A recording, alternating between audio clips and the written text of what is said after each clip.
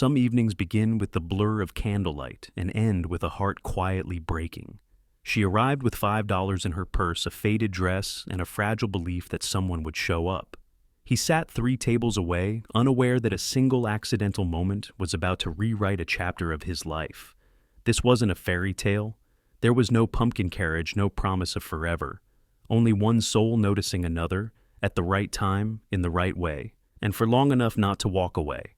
And from that moment, the miracle began. The little diner wasn't on any Michelin list, but to Nora, it was a hidden treasure tucked into a quiet corner of New Haven. Flickering candles danced against navy blue tablecloths, softening the air as though time itself had slowed its breathing. Nora paused at the doorway, fingers grazing the fabric of her pearl-colored vintage dress, the one that had once belonged to her mother.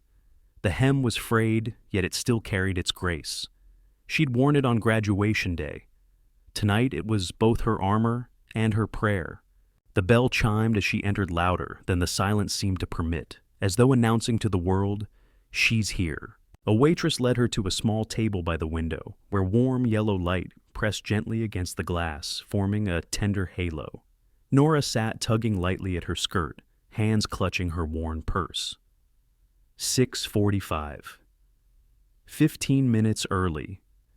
An old habit of those who keep believing something beautiful might happen. Aaron, the man she'd met through a dating app, seemed different from the others. His messages were never long, but they carried a kindness that had coaxed her heart into opening a door it thought was sealed. For the first time in years, she had said yes to a date.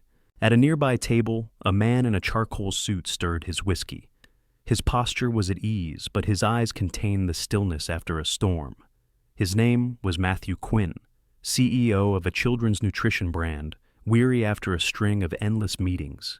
He hadn't intended to linger after dinner, but the moment Nora walked in, he couldn't leave.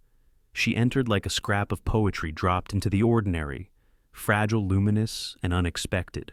Time passed. 15 minutes, then 30. Nora kept glancing toward the door, as if steady eyes could summon someone through it. She reread the message, "Can't wait to see you tonight." She smiled faintly as though the smile itself might keep hold of something that was already slipping away. By 7:30, she called, one ring, then voicemail. When the waiter approached and asked if she wanted to order, she forced a small, brittle smile. "I'm still waiting."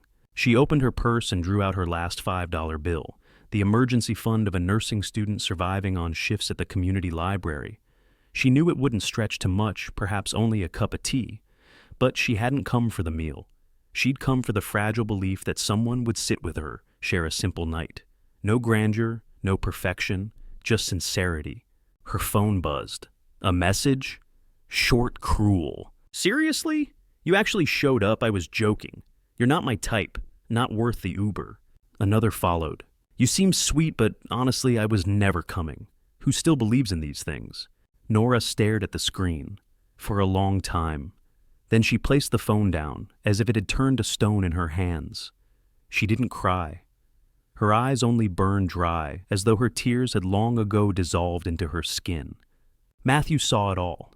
Not the words on her phone, but the way she clenched the napkin, the way her spine braced itself with a silent command. Don't crumble. He knew that feeling. He had once waited too, not for a date, but for someone to believe he was worth staying for. Nora rose coat in hand. At that moment, the waiter returned, setting down a steaming plate of pasta and a glass of lemon water before her. "Your dinner," he said with a smile. Nora blinked. I didn't order anything." "Someone did, and the bill's already settled." Her heart faltered. Half of her wanted to believe in kindness. Half of her feared it was just another cruel trick. And then a deep voice spoke behind her. "Not pity," Matthew said, each word measured. "Just a reminder you deserve dinner, even if the world tries to convince you otherwise." Nora turned. The man, strange yet familiar, stood there. He didn't smile to impress, nor boast to be noticed. Only his eyes spoke steady, gentle, as though he could see everything she was trying to hide. He pulled out a chair and sat down. No invitation, no permission asked, not as a rescuer, but as someone who believed that, sometimes, the most beautiful thing is simply to sit together in silence and exist side by side. Nora stayed in her seat, her eyes wide as though she hadn't quite caught up with what had just happened. The man across from her said nothing more, only nodded, letting silence spill between them. Not the awkward kind, not the heavy kind. This was a gentle silence, like an old wool blanket wrapped around you on a rainy afternoon. Before her, a plate of steaming tomato pasta, so plain it almost startled her, yet it pulled her back into the kitchen of her childhood. Her mother, at the stove, wooden ladle in hand, weary from a day's work, still saving the best spoonfuls for her daughter.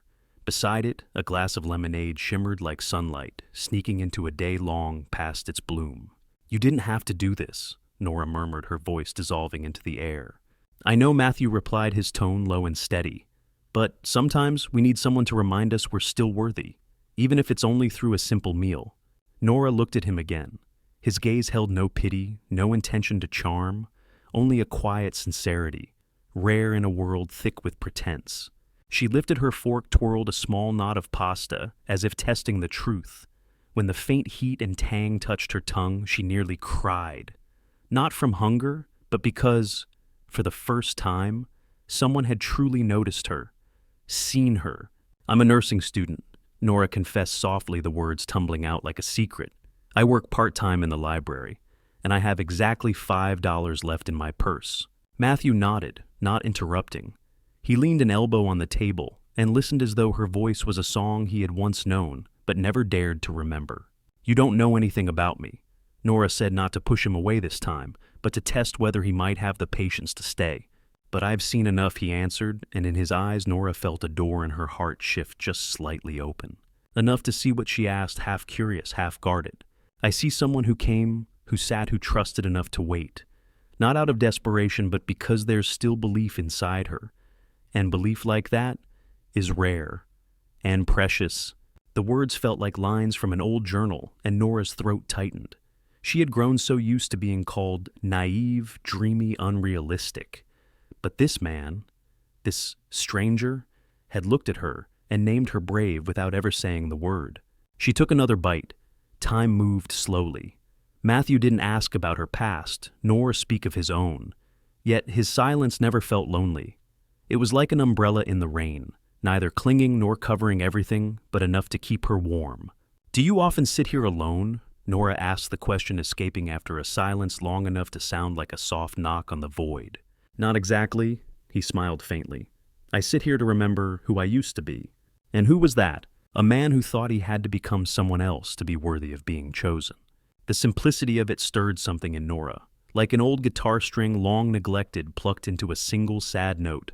They ate unhurried, as though time itself had paused, allowing their souls to gently trace each other's fractures. When the plates were nearly empty, Nora leaned her chin on her hand and studied the man before her, Matthew Quinn, as though gazing at an unfinished painting whose beauty was already evident. When he stood to leave, he didn't speak of meeting, again didn't ask for her number, didn't make promises. He simply slid a business card across the table. "I often stop by a little cafe between the community library and the bookshop, not because of anyone, just because the coffee tastes right there, and the mornings are always drenched in light." Nora looked up, suspicion lingering in her eyes. "No hidden meaning," he said, his voice as light as the last wind of autumn. "But if ever you need a quiet corner and a latte that doesn't hurry you, there'll always be a seat there for you." He nodded instead of saying goodbye and walked away. Nora remained, fingers brushing the edge of the card. Her heart trembled, not from a declaration, not from a promise, but from the gift of an unexpected dinner, and a gaze so genuine it had made her feel she truly existed. And when she stepped out into the street beneath the fragile glow of the lamps, something in her had changed. Not because she was loved, but because for the first time someone had listened to her existence. A week passed like rain tapping steadily on the dormitory window. Quiet, persistent, almost unnoticed. Between endless lectures, late shifts at the library, and evenings spent hunched over medical dictionaries by the light of her desk lamp, Nora still found herself remembering that dinner. Not for the food, not for the kindness, but for the eyes. The eyes of someone who had seen her, fully without judgment, without curiosity, without haste. Matthew Quinn hadn't reached out. No text, no emails, not a single thread pulling her toward another meeting. Only a thin business card and a passing remark about a cafe near the library where the mornings were always flooded with light. On Thursday morning, the air was crisp with the promise of autumn. Nora stepped into that cafe, her worn bag slung over her shoulder, her hair gathered in a hurried bun, her gaze uncertain. She didn't know why she had come. Perhaps just to confirm he wasn't there, or worse, that he was but smiling at someone else. The doorbell chimed softly like an exhale. She walked in her soft-soled shoes, whispering against the old wooden floorboards, as though the past itself had leaned in to greet her. "Another cup for her," a warm voice called from the corner. "She looks like she needs an oat milk latte today." Nora spun around. Matthew was seated in the corner laptop, open shirt sleeves rolled to his elbows. He looked much the same as he had that night, tidy, composed, but today there was something easier about him, something gentler. His smile wasn't showy. It felt like an old greeting from a friend who had never really left. "You actually remembered me," Nora asked, taking the coffee he slid toward her. "I remembered your courage," he said, his voice low and steady. "The rest, those details are the easy part." Nora smiled faintly, her heart warming the way sunlight spreads across a wooden table. They sat together, unhurried, unforced. Sunlight slipped through the trees outside, scattering across their cups and saucers, making everything feel weightless, like the lazy ease of a Sunday morning. "Do you work nearby?" she asked. Matthew nodded. "My company has a research partner close by, so I stop in here often." "The coffee's good," he added with a small smile. "But what I really like is the silence. The kind of silence that doesn't demand you spill your whole life to deserve it." Nora smiled back.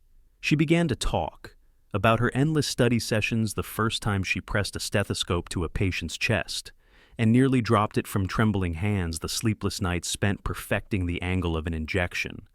She didn't know why she was sharing it all. Perhaps because his eyes never cut across her words.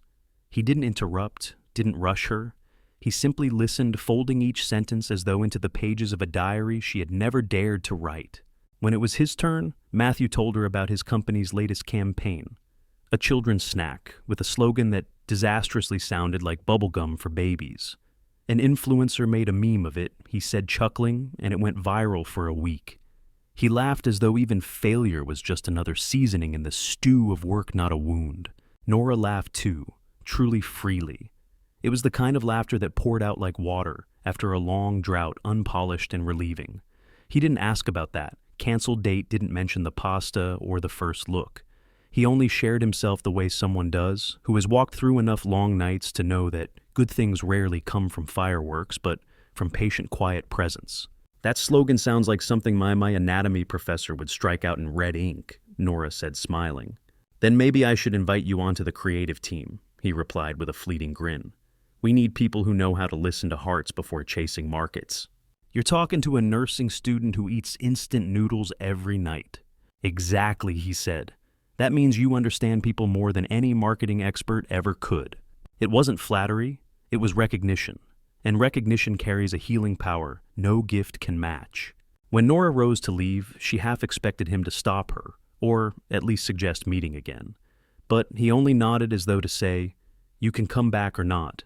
But if you ever do, you'll find this chair waiting for you." She stepped out of the cafe with a warm latte in her hands and something warmer still in her chest. For the first time in a long time, she didn't feel like a wounded soul waiting to be saved. She felt like someone who had been truly seen, with all the parts still healing and all the parts quietly growing. The hall wasn't large, but it was neatly arranged. Rows of white chairs lined up before a screen, alive with splashes of color cartoon vegetables, children grinning wide, and the cheerful logo of a company Nora had never heard of. She sat in the third-row pen, poised, her heart alert. Not because she disliked seminars, but because opportunities like this were rare. Tickets too expensive, time too scarce, life too pressing to allow her these quiet hours under warm lights to learn about what she truly cared for children's nutrition. But last week a message from Matthew had arrived on her phone one late afternoon, just as she was adjusting a chart for class. "There's a seminar next week. I think it might suit your field. No pressure, I've got the ticket." That was all. She had read the words at least 5 times. No emojis, no trailing dots of suggestion, just a clear invitation with no strings. And so, Here she was in a pale blue blouse beneath a gray cardigan, her hair tied low, her face unpainted. No glossy armor, just herself and the curiosity that had been alive in her since childhood. The speaker began, slides flickered, unsafe diets for children, food labeling preservative levels in packaged meals. Nora scribbled fast, her fingers darting across the page. Then she raised her hand. "Excuse me," she asked, "but the preservative level of E330 in sample A exceeds the recommended limit, yet it's still labeled natural. Isn't that a violation?" The room stilled for a beat. "A very good question," the speaker admitted, slightly taken aback. "It's something our research team is revisiting." Later, she raised her hand again. This time, about the allergy warning symbol, a small design flaw that could mislead parents. Again, the presenter faltered. "Sharp observation," he said. "I'll pass this on to the compliance team." At the back of the hall, near the table of snack bars and juice cartons, Matthew watched quietly. In his deep blue blazer and dark shoes, he stood out but never imposed. His gaze followed Nora, not with hollow admiration, but with a respect rare in rooms usually ruled by powerful business cards. He had met sharp employees, talented partners, experts who knew how to dazzle. But Nora's voice, honest, unpretentious, made the whole room pause. She wasn't speaking to shine. She was speaking because she cared. After the seminar, while others surged toward the buffet, scattering business cards like confetti, Nora slipped out, heading straight for the nearby library. A familiar refuge. The little study room overlooking the tiny garden, where lavender had just begun to bloom, was her sanctuary. She didn't expect anyone there, but when she pushed open the glass door, her heart skipped. Matthew was in the children's section, and at his side, clinging to his hand, stood a little girl in a yellow wool dress, brown curls tied in pigtails. She looked about 5, her eyes bright as drops of honey. Matthew glanced up, startled, then softened. "Hello?" he said gently, surprise mingling with warmth. "I didn't expect to see you here." Nora lifted the stack of slim books in her arms, as if to explain. "Just returning these." Her gaze shifted to the child who was studying her in return. Not fearful, just curious. "This is Lily Matthews," said his voice, slower, gentler than usual. "My daughter?" Nora's brows lifted just slightly. Matthew bent low, whispering to the girl, "This is the lady I told you about." Lily hesitated, then slipped from her father's hold and padded toward Nora. She reached out a tiny hand, brushing the edge of Nora's cardigan, as if to make sure she was real. "You smell like my mum," Lily whispered. The words floated down like a feather light, yet heavy enough to stir both hearts. Nora crouched to meet her eyes, smiling softly. "Then your mum must be a very gentle person." The little girl nodded, then tucked herself back against her father's leg. Matthew looked away as if holding down something that had risen suddenly inside him. And in that moment, Nora understood. His past wasn't just a chapter closed. It was an ache still glowing, a memory that hadn't loosened its grip. But she also knew this. Some sorrows aren't meant to be healed. They're meant to be shared. Lily was tucked into the armchair, her little legs swinging in the air, while Nora sat beside her picture book in hand, her voice steady and soft, like a lullaby, without music.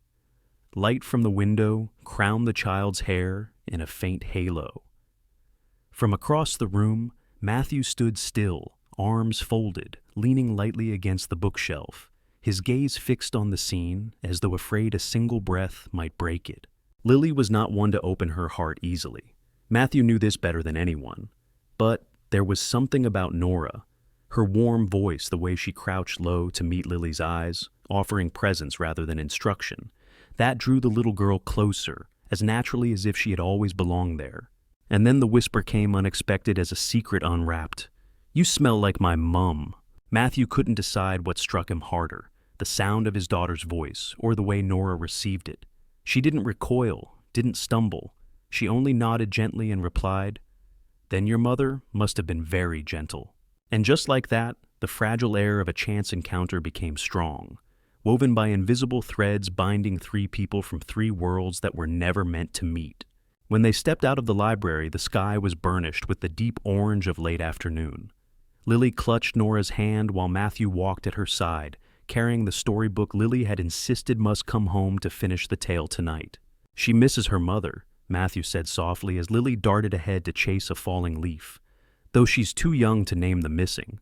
Nora said nothing, only matched his steps. She died 2 years ago. He continued, voice hushed, sudden. Just a fever then, complications. It all happened so fast none of us understood until it was over. Nora glanced at him. His hand had curled into a fist, yet his voice didn't break. It was hollow instead, as though each word had walked out from a locked room. Lily rarely speaks of her, he admitted, but today was the first time she's said anything at all. That's because I didn't ask, Nora whispered. I only listened. They stopped at the bus stop by the park, the metal bench still warm with sunlight. Matthew turned to her, his eyes stripped of their usual armor. Have you always been this way? He asked slowly, quiet, not intruding, but leaving people feeling as though they've spoken everything. Nora smiled, shaking her head. I don't know. Maybe because I grew up not being asked much. So I learned to observe instead of speak. Matthew sat Lily's head resting on his lap, her eyelids heavy, fluttering like the last leaf of autumn ready to fall. Do you want to do something else? He asked, besides nursing. Nora looked into the distance. I like to write, not to publish, not to be known. Just something about words makes it easier to breathe. As if once a story is written down, the pain eases a little. Matthew nodded. I always thought I was better at business than fatherhood, but every day with Lily teaches me more than any boardroom ever has. A breeze stirred, scattering leaves in soft spirals at their feet. Nora pulled her scarf closer, eyes still on the child. She looks strong, Nora murmured. That's her mother's gift, Matthew replied quietly. They fell into silence, but it wasn't a silence of distance. It was the kind that hums like a wordless melody, there for anyone willing to listen. When the bus arrived, Matthew lifted Lily into his arms. She was already half asleep, her face nestled into his shoulder. Nora nodded a small farewell and stepped onto the bus. Just before she disappeared inside, she turned. His eyes were on her, steady, warm, a goodbye without words. Thank you for today, she said softly. Not just for the seminar, but for everything without a name. Matthew only smiled, a smile warm enough for her to carry home, like a diary written not in ink, but in glances and silences and meetings no one had planned. And somewhere inside her, something began to bloom, quietly but surely enough to know that something new had started. That afternoon, the sun seemed slower than usual, lingering behind the trees, as though reluctant to leave, letting its last light spill across the windows of Matthew's kitchen. Golden streaks stretched across the cream tiles, glimmered on the counter, where stray grains of rice still clung, as if the house itself had learned how to breathe with the people inside it. Nora stood at the doorway holding a canvas bag filled with small comforts, a spray of essential oil, a soft cloth, and an old wooden box of dried herbs she often used for patients at the hospital. Matthew opened the door, exhaustion etched across his face. You sounded worried, Nora said gently, her voice carrying its own kind of calm. I thought I should come. Matthew nodded, exhaling. Lily has a slight fever. I've called the doctor. It's probably just a cold. But I'm still not used to these things. On the sofa, Lily lay curled up, cheeks flushed, lips, dry, eyes half closed. Yet when she saw Nora, her small hand lifted immediately like a tender branch reaching for light. Nora went to her, taking the tiny hand in hers. Hello, brave girl, Nora whispered, sitting down opening the bag she carried. What did you bring? Matthew asked, watching, as she drew out a cloth folded around herbs cool to the touch. Something my mother used for children in the ward, Nora said, lavender and mint, gentle for the skin, soothing for a fever. She placed the cloth on Lily's forehead. The child sighed as though half the discomfort had melted away with that breath. Do you remember any lullabies? Matthew asked, half teasing, half hopeful. Maybe Nora smiled, her gaze fixed on the small face drifting into drowsiness. Then, without hesitation, she began to sing, softly as if the tune was meant only for Lily. It was an old lullaby, simple, almost silly in its words. But Matthew froze, his heart tightening.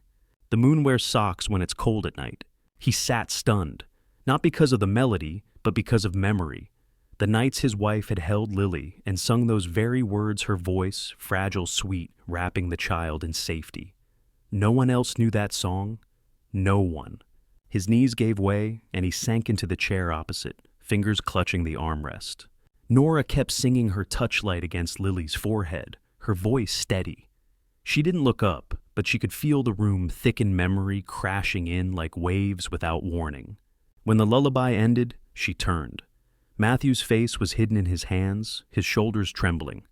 The years of restraint undone by a single song. I didn't know. Nora whispered, her voice an apology for something she hadn't meant. You couldn't know, Matthew said hoarsely. She sang it to Lily every night. I thought she'd forgotten. Nora looked down at the little girl, now peacefully asleep, color back in her cheeks, her hands clutching the herbal cloth as though it were a talisman. Children don't forget love, Nora said softly. They just wait for someone to sing it back to them. The words were plain, unadorned, but Matthew knew they were the kind that would stay with him. Because in that small room between the breath of the gone and the song of the living, something had been healed. They sat there for a long time, neither speaking. Matthew tucked a blanket over his daughter's legs while Nora sat quietly, hands folded, her heart steady. No declarations of love, no tearful embraces, just two pairs of eyes meeting, an unspoken vow exchanged: I won't run, I won't disappear. And so, on an ordinary afternoon, no one had expected, in the hush of a small fever and an old lullaby, something began. Not with roses or fireworks, but with the even breath of a sleeping child and the steady presence of two broken souls learning how to stay. There are some things that never need to be said aloud, and some people who don't need to speak at all for us to feel we've been held in place. From that afternoon onwards, Nora's presence in Matthew and Lily's house was no longer an unexpected guest, but a quiet habit, a rhythm, soft yet binding. Nobody declared she would return. Nobody asked her to come. Yet every Tuesday and Thursday, as the sunlight slanted across the gray stone houses of the eastern suburb, the doorbell at Matthew's house rang 3 times, steady as a heartbeat. Nora entered with the smallest gestures. A braid tied neatly into Lily's hair before bed, a cup of chamomile tea left on the counter for Matthew after a long meeting, or sticky notes on his board written in her careful hand. Don't forget to ask users about the yellow label. It might cause confusion. She didn't change their world with noise, but with the quiet fullness of someone who remembers someone who listens. Matthew grew used to sending her messages at midnight. Not the dramatic "I miss you" kind, but instead, "Lily just told me it rains because the sky needs a shower too. By the way, have you ever cut your own hair with kitchen scissors? Lily has, and apparently it's her artwork." Nora replied with short messages, humorous, gentle, as though they were playing a game of letters in a world where affection was built from fragments of conversation, never promises. One Thursday afternoon, while Lily napped and Matthew stacked papers for an upcoming product launch, Nora sat in the kitchen holding the draft she'd already helped him edit several times. On the cover, she noticed a line, "Her first spoon." "This name," Nora said softly, "is this for children?" Matthew looked up, hesitation flickering in his eyes, as if debating whether to open a door. "Yes," he nodded. "It's our new range for babies starting solids. But I don't want it to be just food. I want it to change the way people see young mothers, single parents, and people like you." Nora froze slightly. "Like me." Matthew sat opposite her, his gaze steady, his voice low, but full of intent. People who have had to choose between a meal for themselves and a pack of diapers. People who walk into a restaurant with only $5 in their purse and still have the courage to hope. Nora stilled. Her finger rested on the page but no longer moved. "You are the inspiration for this," he continued. "Not because you're pitiful, because you're strong in ways no market survey could ever measure." Nora let out a small laugh, half gratitude, half disbelief. "I'm just a poor student who happened to taste the best pasta of her life, thanks to a man too polite to let her leave hungry." Matthew tilted his head, the corner of his mouth lifting. "I wasn't polite. I just couldn't walk away." For the first time their eyes lingered, longer than a moment, steady and full. No kiss, no hurried hand clasp. Just a gaze. Quiet, complete, sincere, as though each had glimpsed themselves reflected in the other two people, bruised, yet still choosing to stay still, choosing to love. Lily woke not long after rubbing her eyes, tumbling into Nora's arms like a kitten seeking warmth. Matthew stood watching them, realizing, by some mystery he couldn't name, that his house had begun to carry the scent of family, the smell of morning toast, the trace of lavender oil in the air, and laughter brief yet light enough to lift the heart. That evening when Nora left, Lily pressed a folded paper into her hand. It was a crayon drawing a red-roofed house, smoke rising from the chimney, and 3 figures standing outside. A tall man, a woman with golden hair, and a little girl in a pink dress. Beneath it in Lily's uneven scrawl were 2 words, family dinner. Nora looked up at Matthew. He didn't speak. He only nodded. And in that moment, without definition, without proclamation, they both understood some families don't begin with blood, but with the simple brave act of sitting down and staying. That afternoon, the sky dimmed as though summer had forgotten its own brightness. Clouds drifted low across the treetops, the light filtering into a pale white, like the hesitation of someone standing at the edge of goodbye. Nora sat beside Matthew on the wooden bench in the small park near his house. Lily ran circles around them, clutching a bubble wand she'd been given by a kind stranger at the bakery. The bubbles shimmered like fragile dreams, trembling in the air before vanishing without a trace. Nora didn't look at Matthew. Her fingers toyed with the edge of an envelope, soft from being folded too many times. One corner curled like a crease on something once perfect. "I got the scholarship," she said, her voice steady like someone reading the weather. Matthew turned. "You did." She nodded, eyes fixed on Lily. "A full year, pediatric nutrition. That's your dream," he said quietly, his voice filled with truth. "Yes." She paused, then added, "But it's in Oregon, starting in August." In the distance, Lily squealed with delight, catching a bubble in both hands as though she'd trapped a star. For a few moments, Matthew said nothing. Only the wind whispered through the leaves, children's laughter echoing from the playground. Then he nodded. "You should go." Nora turned, eyes wide. "You think so?" He smiled faintly, a smile sadder than anything she'd ever heard. "You deserve every chance that comes to you. No one should keep you here just because I need you." Her throat tightened. "And Lily, and you." Matthew placed his hand on the back of the bench, eyes facing forward. Loving someone doesn't mean holding them back. Sometimes, the best thing we can do is let them fly. The words knotted in Nora's chest. Not because they were cruel, but because they were true. So true she wished she could argue. But she couldn't. She understood. And because she understood, tears gathered at the corners of her eyes. "I don't want you to think I'm leaving just when things were getting good," she whispered. "I don't want you to think I came only to lean on you and then walk away." Matthew shook his head. From the beginning, you stayed not because anyone asked you to, but because you chose to. And now you're leaving not because you don't need me, but because you're strong enough to become yourself." At that moment, Lily came running, hair-tangled cheeks, flushed. "Look, Nora." I caught a heart-shaped bubble. Nora bent down, pretending to wipe Lily's hands, hiding the tear that had slipped free. 3 days later, her suitcase, blue and scuffed, waited by the door, zipped tight. Everything was ready except her heart. That evening, Matthew invited her for dinner with him and Lily. One last meal.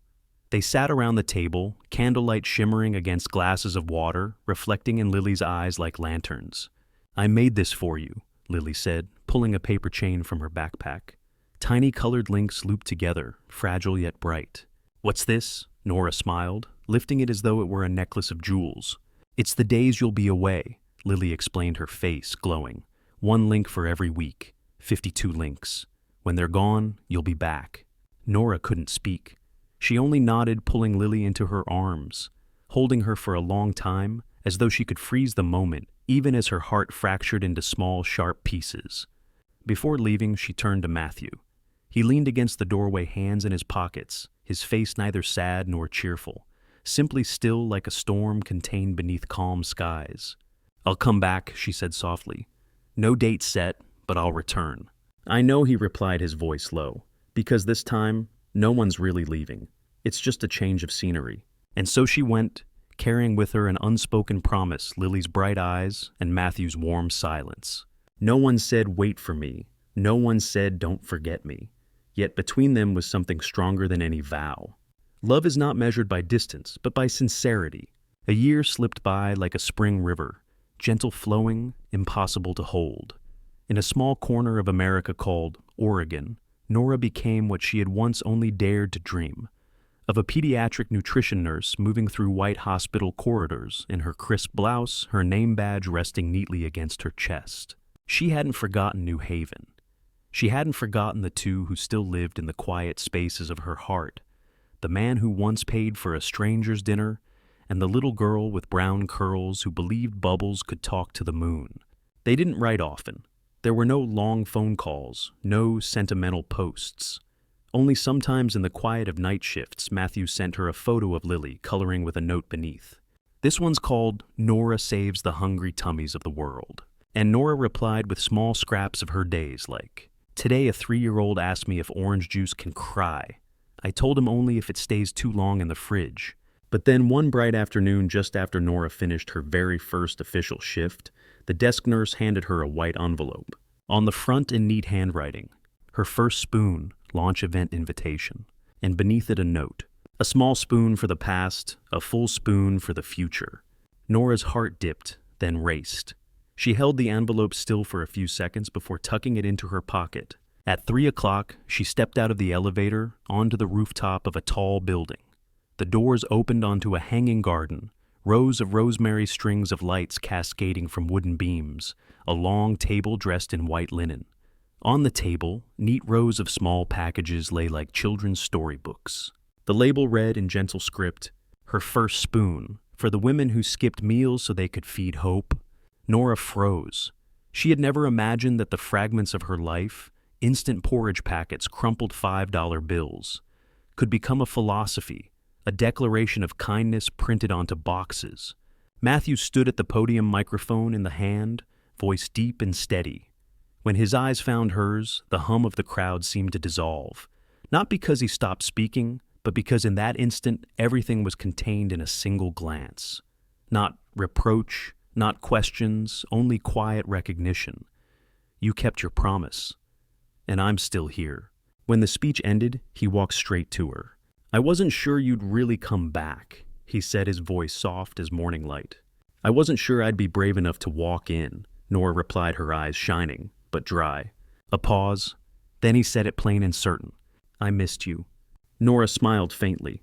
"I still tell the children at the hospital about that dinner. They laugh every time I mention the lemonade. And me, I still remember your eyes." Matthew said nothing more. He reached into his jacket pocket and pulled out a small box. No kneeling, no applause, just two people, a whisper, and a simple ring. It's stone, modest but whole. "I don't want to save you," Matthew said slowly. "I just want to stay. If you'll let me." Nora looked at him. She saw the new lines at the corners of his eyes, the silver at his temples, the trace of a year apart. But she also saw the familiar light. The light that had once shone over pasta and lemonade, that had lingered in the children's section of a library, that had let her go and yet stayed rooted in her heart.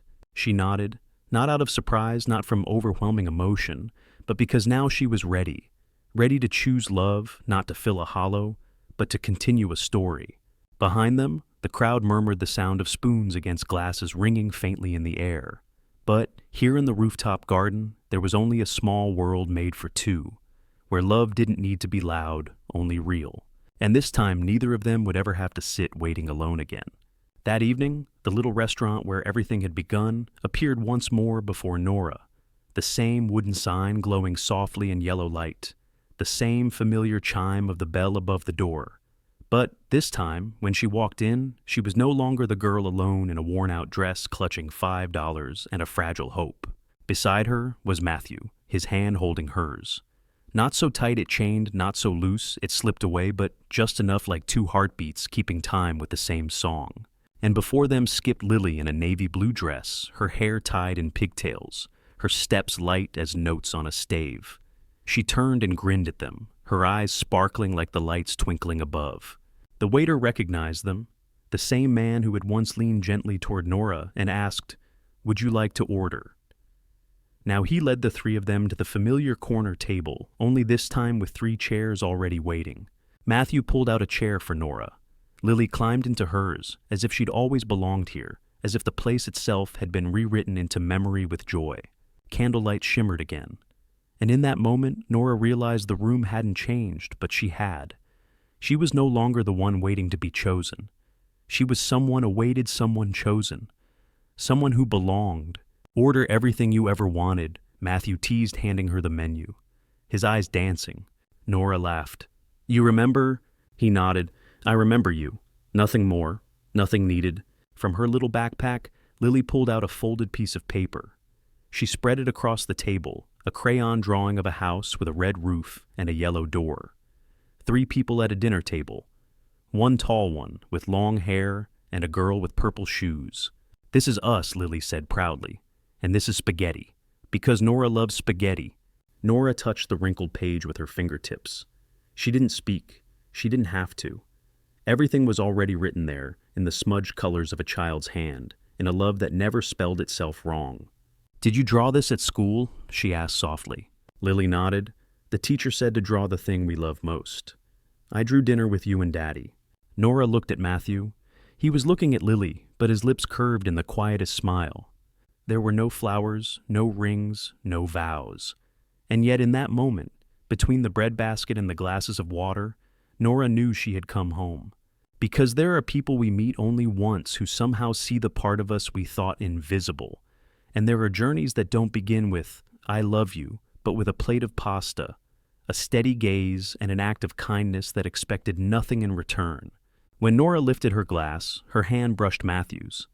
Lily was already chattering about an owl at school that could supposedly do maths. Everything was ordinary, no grand crescendo. And that was exactly why it was beautiful. Beautiful like a poem that doesn't need to rhyme. You know, Nora whispered while Lily's spoon clinked against her plate that night, I waited 45 minutes. And still, I believed someone would come. Matthew squeezed her hand, and you were right. Nora smiled, no tears, but her heart soft as the tablecloth ironed flat beneath her palms. You weren't late, she said, her gaze warm as candlelight. I just had to believe long enough to arrive at this moment. Outside, the city lights flickered on. Inside, one small table, brimmed with 3 people, 3 stories, and a love that needed no name yet, was felt by all. No one had to save anyone. No one had to be a hero. They only had to be there, together. And this time, no one left the table first.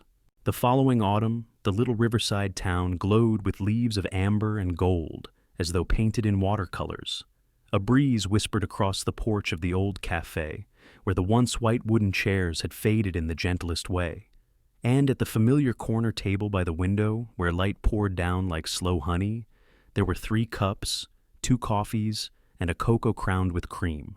Lily was drawing, now 7. She leaned over her paper brow, furrowed in concentration, clutching her favorite purple pencil, as though she worked for a children's book publisher.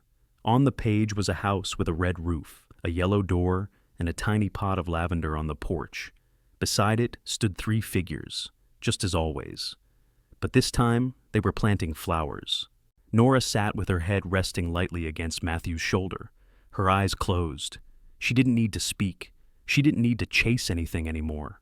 Life was no longer a search, nor a journey to prove worth. It was a rhythm, steady, gentle, shared. Perhaps they would never call this a fairy tale. No one had been rescued. No prize had been awarded. And yet they had found each other in the simplest way, a missed dinner, an untouched glass of lemonade, a child remembering her mother's scent, and a man who chose to stay. And that was enough to call it happiness. Not loud, not showy, simply full